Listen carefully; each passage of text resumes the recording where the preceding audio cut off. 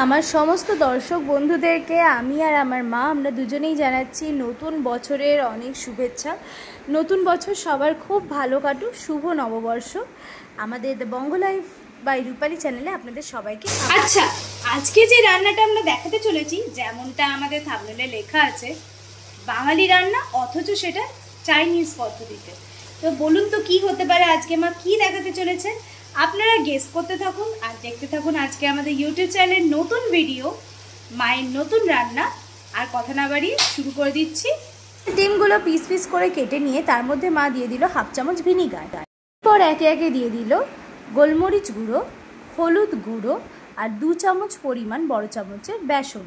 হলুদ গুঁড়ো কিন্তু হাফ চামচ দিয়েছিল। চামচের 2 চামচ পরিমাণ কর্নফ্লাওয়ার, অনুযায়ী নুন আর আদা রসুনের পেস্ট থেকে লাল আর সবুজ কাঁচা লঙ্কা মানে কাঁচা পাকা লঙ্কা দিয়ে ভালোভাবে মা মেখে নিচ্ছে। মেখে নিয়েছি, এটা মেখে আর রাখতে হবে না, সঙ্গে সঙ্গে এটা ভেজে নেব। বসিয়ে দিল কড়াই, দিয়ে দিল ছোট চামচের 4 চামচ পরিমাণ সর্ষের তেল।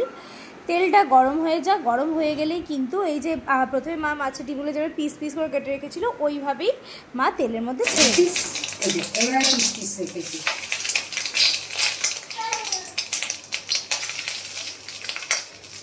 একবারে পিস পিস মানে মাছের ডিমটা এনে ধুয়ে ফ্রিজে করে দিতে হবে, তাহলে এরকমভাবে পিস করা যাবে।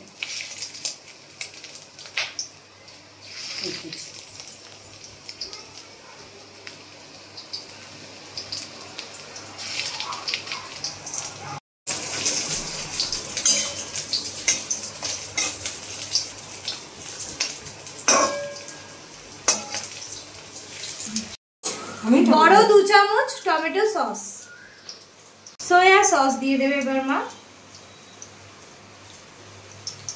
ছোট চামচের 1 চামচ আর একটু চিলি সস,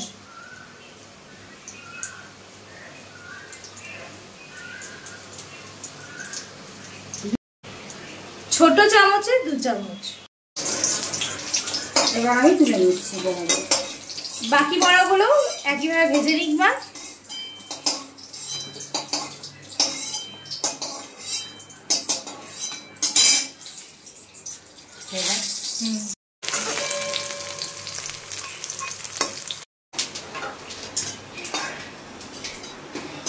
সব বড়াগুলো হয়ে গেল। আচ্ছা, তেলের মধ্যে মা দিয়ে দিল আরেকটু পরিমাণ তেল। এরপর পেঁয়াজের এই যে যেমন করে মা পেঁয়াজগুলো ছাড়িয়েছে, এই পাপড়িগুলো ছাড়িয়ে পেঁয়াজটাও দিয়ে দিল। এটা বড় সাইজের 2টো পেঁয়াজ দিয়েছে, পেঁয়াজটাকে এইভাবেই ছাড়াতে হবে, দেখতে ভালো লাগে। এরপর আদা রসুন কুচি করে 10-12টা রসুন কুচি করে আর আদাটাকে লম্বা লম্বা করে চিড়ে দিয়ে দিয়েছে। পেঁয়াজটাকে কিন্তু বেশি লাল করে ভাজলে হবে না। পেঁয়াজটা আমি নরম করে নেবো না, জানো, একটু ক্রাঞ্চি ভাব থাকে, একটুখানি মেরে নিলাম। মানে পাকা অথচ কিন্তু শক্ত, এরকম দেখে 2টো টমেটো নিয়েছি আর বীজগুলো আমি বের করে নিয়েছি। আর এই টমেটোগুলোও দিয়ে দিচ্ছি,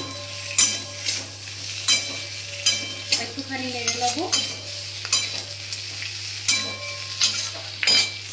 1/4 ওই টাইপেরই একটু হলুদ গুঁড়ো দিয়ে দিল মা এটার মধ্যে। দিয়ে দিচ্ছে আদা রসুনের পেস্ট। রসুনের পেস্টটা দেওয়ার পর একটু ভালোভাবে নেড়েচেড়ে নিয়ে যে সসের মা ইয়েটা করে রেখেছিল, ওই মিশ্রণটা করে রেখেছিল, ওটার মধ্যে একটু জল দিয়ে আবার ভালোভাবে ব্যাটারটা করে নিচ্ছে। এবার ওই সসের ব্যাটারটাই দিয়ে দেবে পেঁয়াজ আদা রসুনের এই পেস্টের মধ্যে। এবার এই ভেজে রাখা মাছের ডিমের বড়াগুলো মা দিয়ে দিচ্ছে।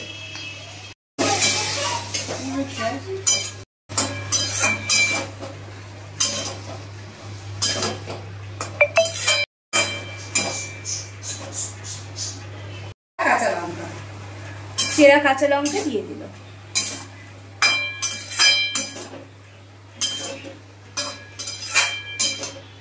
দিচ্ছি নুন, নুনটা লাস্টে দিলাম এই কারণে, তাহলে পেঁয়াজ টমেটো এগুলো একবারে গলে যাবে না।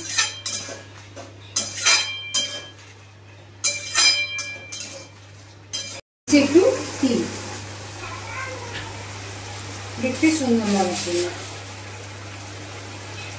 না দিলেও চলবে, কোনো অসুবিধা নেই। মাছের ডিমের বড়ার চিল্লি একদম রেডি। এটাকে এবার গরম গরম আমরা সার্ভ করছি। আজকের রেসিপিটা আপনাদের কেমন লাগলো সেটা কিন্তু কমেন্ট বক্সে জানাতে ভুলবেন না।